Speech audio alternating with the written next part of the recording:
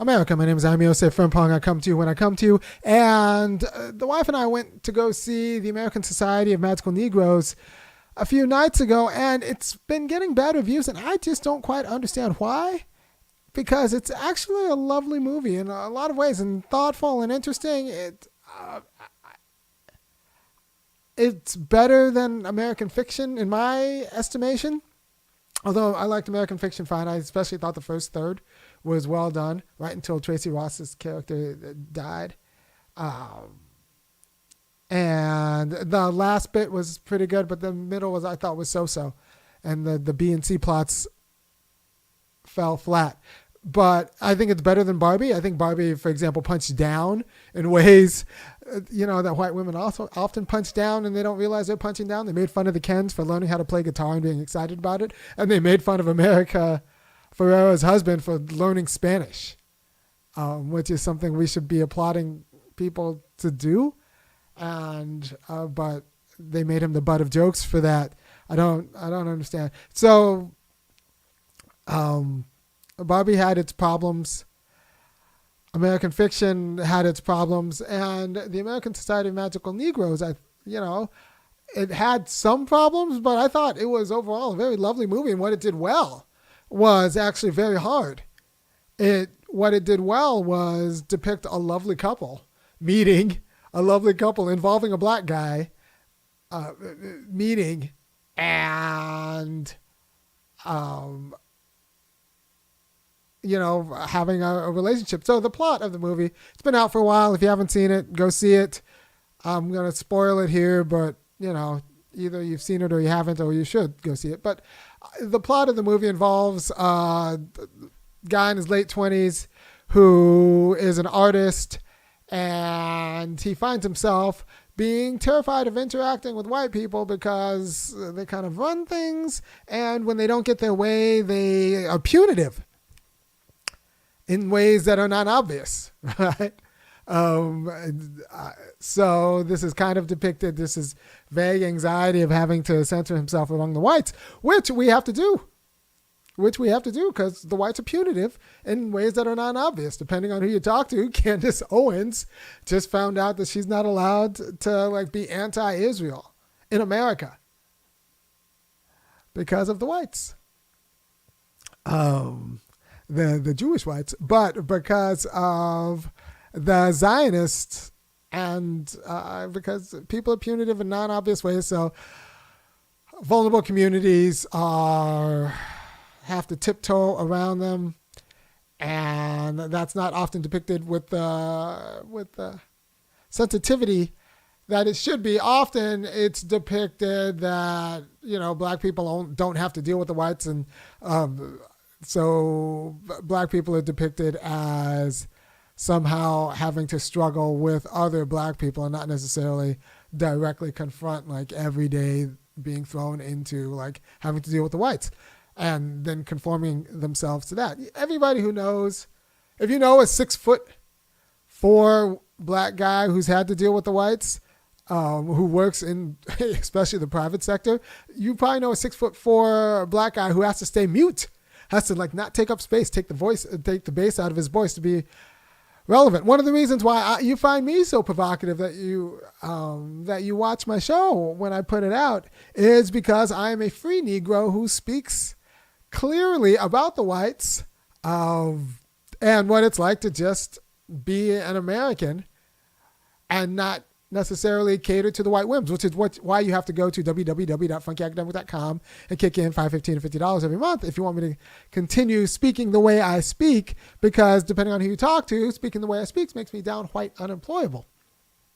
But it's a lovely movie, and so you got this guy who feels nervous, who has to deal with the anxiety of having to make the whites comfortable and what that means. But he finds a job in doing that, in making the whites comfortable by the Society of Magical Negroes, whose entire reason of being is to make the whites feel comfortable, because when they don't feel comfortable, they start breaking things, and that's bad for the world.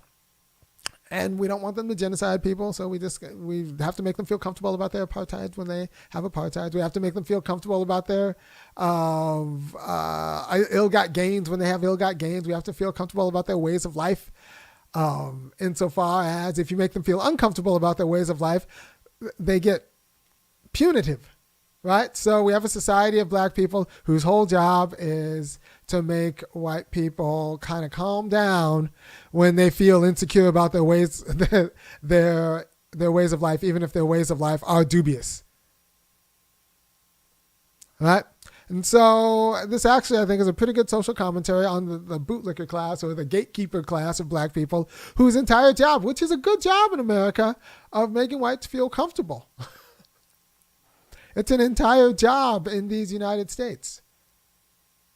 Depending on who you talk to, it's one of the better jobs for black people in America. You could say this was what Candace Owens' job used to be, but now she's married to like the son of a billionaire, so she's got her back. She can say what she wants for whatever that is. But this idea that there's a society of black people whose livelihood and power depends on making white people feel comfortable, and they do it for the survival of other black people and themselves, is actually a nice place to kind of let the satire go, like a nice point of departure. And that this society doesn't have any autonomous urges of their own that might conflict with the whites is part of the kind of conflict in America, right?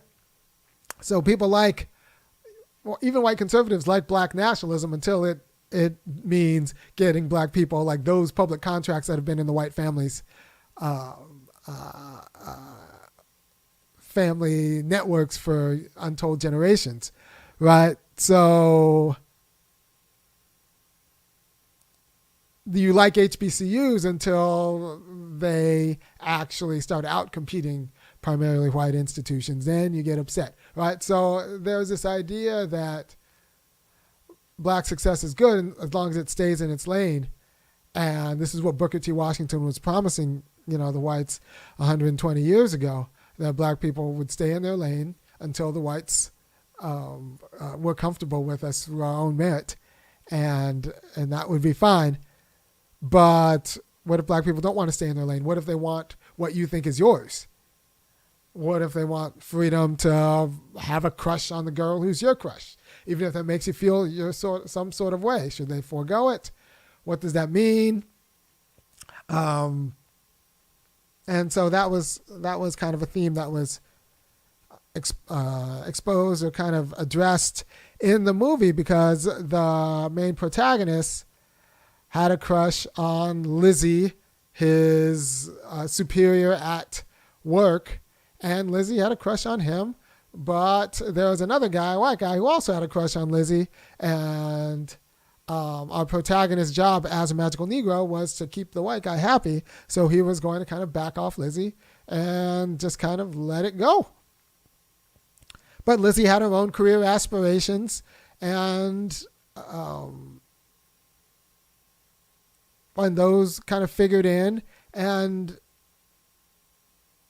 it was really just kind of a lovely movie because Lizzie was portrayed as lovely. Like, she was a career woman who wasn't kind of a nakedly ambitious one, just like a thoughtful one who wanted justice in her life and wanted, love. And she didn't even want love. She didn't even want the career. She just wanted to be good. And she was kind of good at both. And it was just a really lovely kind of like romantic movie about love in a time of racial anxiety, and having to love in a time of racialized anxiety, where racialized anxiety determines who and how you're supposed to express your affection. And so what was interesting about the movie, a lot of things were interesting about the movie. What was interesting about the movie is the protagonist was portrayed as someone who's low on the pole, but that didn't really matter to the boss or the protagonist. But that's really only because the protagonist is black. And the boss was not like a white girl who was tied into some sort of white girlhood who thought like her husband should make more money than she does or be a bigger boss than she, like, it was all just very cool. Like, everyone involved, like, he was cool and she was cool and they were cool together in a way that's not easily depicted, but it was actually beautifully depicted. And we should support the movie, even if you take the race out of, like, the racial politics, the explicit racial politics out of that, and just support it because it depicted actually two cool people meeting and falling in love with each other, not one falling into the other's kind of ridiculousness, and having to cater to the other. And when they made mistakes with each other and how to like address each other in social situations, they would like talk about it in fruitful ways. There's a really nice conversation in a cab that after the girl makes kind of a faux pas and being a bad ally, that's really kind of lovely. And they just kind of think about it and talk about it. And it's really just two good people trying to figure out how to navigate both the professional and personal lives with each other.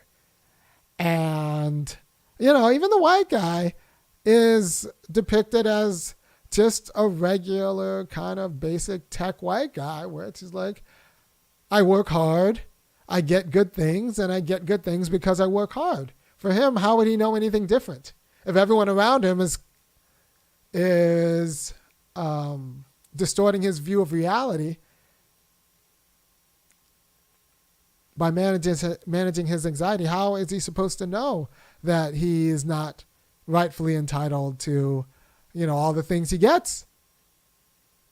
Right? So it's actually, there's a nice conversation where they're playing video games and the black guy and the white guy are talking, and it's kind of a heavy conversation, but it's juxtaposed with this kind of ridiculous virtual reality video game to take the edge off the conversation. But there's a lot that's going on in the movie that works out, needs to be seen and needs to be explored. And then there's that group of magical Negroes who get their power from managing the whites, and everybody has to stay on code, or everybody in the society loses their power, which I think is, you know, a pretty good stand-in for the NAACP, the Urban League, and all those black people and the what's the cat's name down in South Carolina, the Clyburn set. Used to be the John Lewis set before John Lewis passed. The Clyburn set, whose job is to be magical Negroes who manage the whites' anxiety in the Democratic Party, for the survival of the blacks, but also their own personal enrichment and power, right? And there's a nice juxtaposition between what we do for survival and what we do for actual freedom, and they're not the same thing. And this is all played out, I think, fairly and clearly in the movie. I think this is a movie that most people should see. I think you should see this movie. And there's a reason why I'm doing this review. It's because I actually support you seeing this movie for a few reasons. Now, the reviews say that like it's a promising premise, but then it devolves into a romantic comedy that it shouldn't. And I say it's a promising premise that includes romance, and the romance is actually handled very well. The romance is actually handled very well because the girl Lizzie is so well cast and just thoughtful. She's it's surprisingly hard not to depict women on like of a certain age who look a certain way with a certain professional ambition as being either like vapid or obnoxious. Or obnoxiously, like, but she was not depicted as that either of them. She was actually just a good, thoughtful, competent person who was wrestling with the appropriate issues. And I would have liked a backstory on her because, you know, having been earlier that age, those women who are, you know, in their late 20s, who are obviously attractive and obviously smart, but actually thoughtful too. They've had so many options and have made, if they're still single, they've had so many options and have made decisions about why they don't want to be Chad's wife that they're actually pretty like decent people. They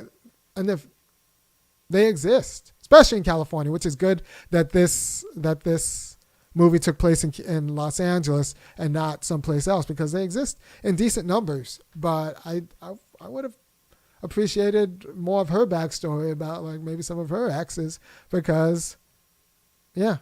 If you're pretty and you're 27 and you're that thoughtful and you kind of have that much of your life together, you've had a lot of options in your life, and you've had to make decisions on why not to take the easy way out. Not the easy way out, but the way out with like some rich tech douchebag. You've made a decision not to do that. And I know enough of those women exist. So like this was a nice story depicted. And if we can depict the black bougie son of doctors in American fiction, we can depict this other sort of last Negro in San Francisco type of black, and kind of work through what's going on with him. So I appreciate the movie. I don't know. I think it didn't do well because people don't want to see young black men being happy. And it didn't really fit the narrative of any interest. Maybe if he was gay, it would have been more popular. But I don't know. It was a good movie. You should see it. I think white people should see it. I think black people should see it. I especially think, I think white people and black people should see it for different reasons. But I think it was well done, and that's all I'm going to say about the movie. Peace.